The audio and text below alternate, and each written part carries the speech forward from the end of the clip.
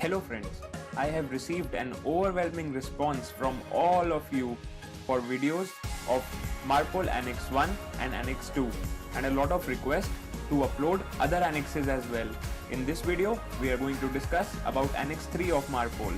So, let's get started. Marpol Annex 3 is the regulation for the prevention of pollution by harmful substances carried in packaged form.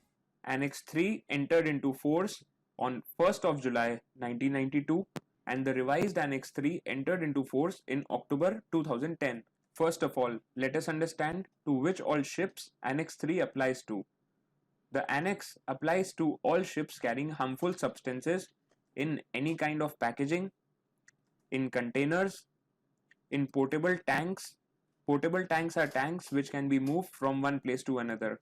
Road tanks or trucks, which you can see here, and rail tank wagons, which look like this. Now the question that arises is, what is a harmful substance? Harmful substances are those substances which are identified as marine pollutants in the IMDG code. IMDG code is the International Maritime Dangerous Goods Code.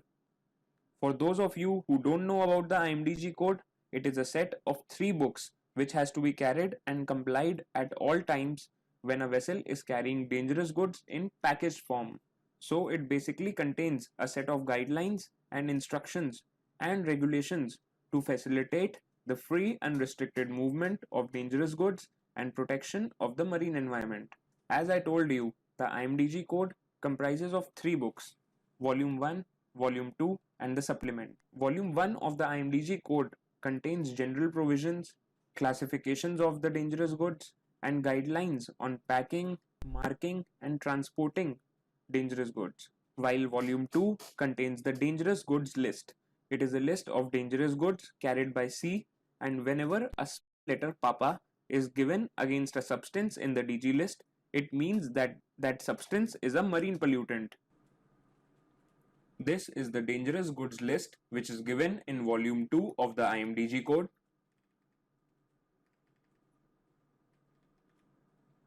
Let's take an example to make you understand even better. So as you can see, substances are listed in this column, and in column 4, wherever you find a letter P, that means that substance is a marine pollutant. So have a look at this substance. This substance is acetylene and there is a dash given against this substance. This means that this substance is not a marine pollutant. Now if we look at ammonia, P is given against this substance. This means that ammonia is a marine pollutant. In the same way, chlorine is also a marine pollutant, while carbon monoxide, carbon dioxide, butylene are not marine pollutants. So this is how it goes.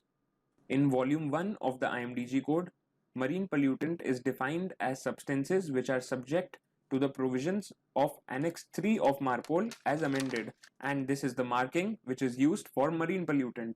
If you want to know more about the IMDG code, click the link in description below to watch the video on IMDG code. By now, I hope the main objective of Annex 3 is clear to you. The regulations of Annex 3 were developed in order to identify the marine pollutants and transport them in such a way to minimize the marine pollution and also to distinguish between the cargoes which are marine pollutants and which are less harmful. Next is the discharge criteria. As per Annex 3, the rules on discharging harmful goods are straightforward. It is absolutely prohibited to discharge harmful substances into the sea, except where there is a grave or imminent danger to the vessel or life of a person. Now let's have a look at the requirements of Annex 3. The Annex states that appropriate measures based on the physical, chemical and biological properties of harmful substances shall be taken to regulate the washing of leakages overboard, provided that compliance with such measures would not impair the safety of the ship and persons on board. So this basically means that sufficient steps need to be taken based on the properties of a harmful substance to prevent its discharge into the sea overboard. The regulations of Annex 3 require issuing of detailed standards on packaging, marking, documentation, and stowage of dangerous goods for preventing or minimizing pollution by harmful substances. The guidelines on all of the above are given in the IMDG code. Please like this video, share it with your friends, and do hit the subscribe button and the bell icon to never miss a new informative video from our channel.